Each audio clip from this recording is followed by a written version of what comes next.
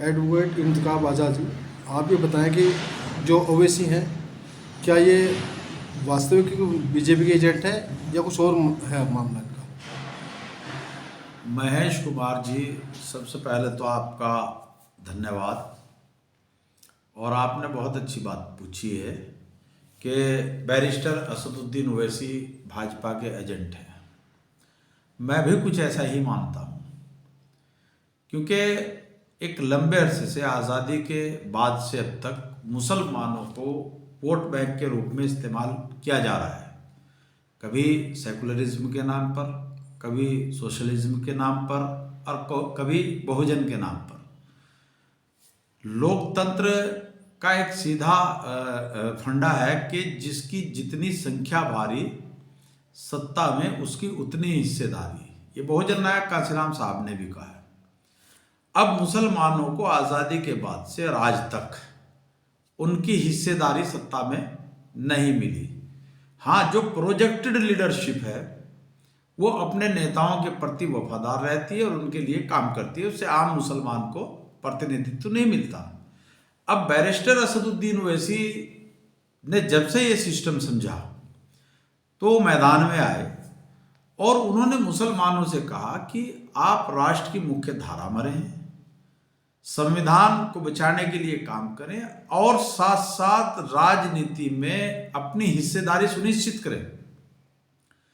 अब जो लोग मुसलमानों के नाम पर राजनीति कर रहे हैं, चाहे वो अरविंद केजरीवाल हो, अखिलेश यादव हो, तृणमूल कांग्रेस हो, बिहार के अंदर राष्ट्रीय जनता दल हो, या अलग अलग राज्यों में अलग अलग पार्टी जहां मुसलमान चिपका हुआ है, अब वो वोट मुसलमान का लेते हैं लेकिन मुसलमान को उनका उचित प्रतिनिधित्व नहीं देते।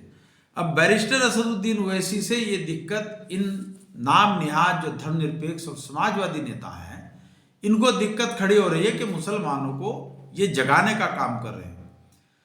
और मैं तो ये कहता हूं कि सबको परखा बार बार, ओवैसी को परखो एक बार। भाई, आप 57 साल तक लगातार नॉन स्टॉप आपने कांग्रेस को देखा, कांग्रेस ने क्या दिया आपको, ये सब जग जाहिर है। आज अगर मुसलमान दहशतगर्द बना करके पेश किया गया, इसको टेररिस्ट बताया गया, तो उसके पीछे कांग्रेस है। अखिलेश यादव ने आपको क्या दिया, राष्ट्रीय जनता दल ने आपको क्या दिया, तृणमूल कांग्रेस आपको क्या दे रही है। तो ऐसी परिस्थिति में मैं तो सीधा सीधा कहता हूं, मैं उसका कार्यकर्ता नहीं हूं, ना ही उसका मैं सदस्य हूं, लेकिन जब कोई एजेंट बताता है तो मुझे भी तकलीफ होती है। तो मैं तो देश के तमाम मुसलमानों से ये आह्वान करता हूं, अपील करता हूं कि सब राजनीतिक दलों को आपने देखा है, एक बार, ये तो हर 5 साल के बाद सत्ता पलटती है। आप एक बार ओवैसी के जो पार्टी है उनको अपना समर्थन दे करके देखो, आपको पता चल जाएगा, ताकत का भी एहसास हो जाएगा। और जो दूसरे ये ढोंगी धर्मनिरपेक्ष और समाजवादी बने फिर रहे हैं, जो वोट मुसलमान का लेते हैं और आइडियोलॉजी आरएसएस की थोपते हैं, इनको इनकी हैसियत पता चल जाएगी। तो जो लोग ओवैसी को, वही लोग आरएसएस बीजेपी का एजेंट कहते हैं, जो मुसलमानों के वोट पर सत्ता और व्यवस्था की मलाई चाटने का काम कर रहे हैं। असदुद्दीन ओवैसी एक ईमानदार, पढ़ा लिखा, शिक्षित, जागरूक, इंटेलेक्चुअल और बौद्धिक व्यक्तित्व का मालिक है। वो कोई साधारण व्यक्ति नहीं, और जिसको भारत की पार्लियामेंट ने बेस्ट पार्लियामेंटेरियन का अवार्ड से सम्मानित किया, उस आदमी को एजेंट कहते हुए लोगों को शर्म आनी चाहिए।